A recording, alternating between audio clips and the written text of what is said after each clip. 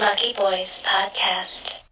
And I don't want to just stand here as like artists and always like bash on people who want a stable life, because I completely understand. As a person who has an unstable life, I desire a stable life a lot of the time too. I'm like, yo, man.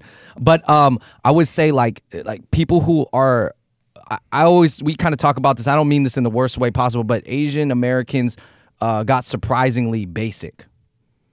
They got basic in the sense like once their basic needs are met and they're comfortable, like they just like put down all their weapons, all that fight, all that fire. All these kids at colleges, they always ask us like, oh, how do we like get into entertainment? I don't want to get into entertainment. I want to change. And then they just get a corporate job. I'm like, hey guys, listen, I know a small percentage of you guys are actually going to go into entertainment and join the fight. But all you other guys out there, you guys can still help by truly supporting. But if you do enter those fields, it will be tough to fight. Yeah. That's the frustrating part is that when I see anyone where their maximum output is like they're only at 20%, and that's where they stop because that's good enough. They either through fear, because two things really motivate people. It's either fear or love, right? So either you're really scared of failing, or you're really scared of this, or you love something so much that you're going to go after. So there's two fuel sources, and I feel like when people hit 20-30%, and these are people that I know. And I'm like, damn, you're so fucking talented. You got so much horsepower. Like, why are you stopping now? Like, they got attack power. They got crazy attack mode. Yeah, you're in your prime. What are you doing? Why you? They throwing it away. They throwing it away. Why are you just hitting park? Like, what are you doing? There's so much more life to live. Why? Like, you know what it is? Man. You know the best analogy I can describe. There's so much more tread. Is if you look at Taoism, okay, or even yin and yang, and these are like, I don't want to get into generalizations about the philosophies that inform Asian culture, but essentially it is different than the stories from the West. If you look at Western stories, it's like Jesus, it's Judeo-Christian, it's one man against the world. Whether it's the son of God or not, it's one man changing the entire system, top to bottom, bottom to top. If you look at the Asian philosophies, Buddha just stares at the rock for like 8 days and the rock disappears.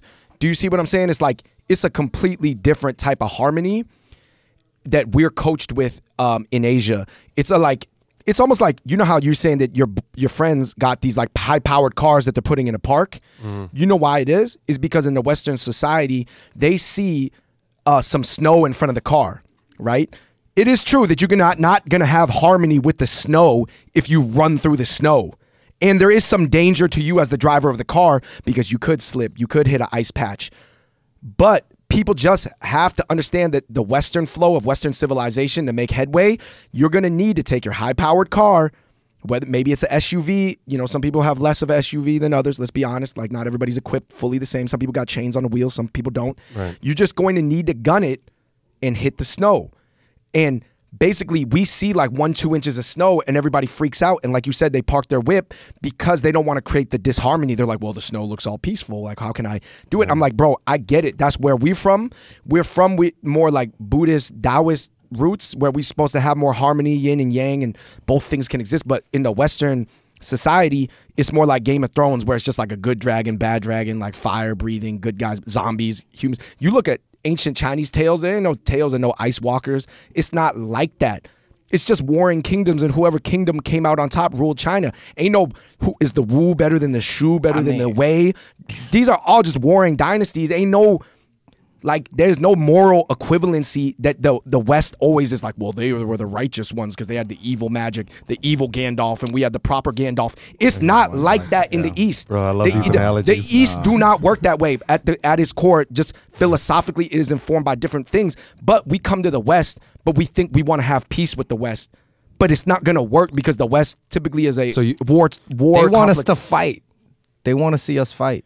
Each other, or no, they want us to see, even like, you know how like sometimes like when people like see something from the Western people, they see an Asian act up and they're like, yeah, I kind of like this kid, even though you're going against them.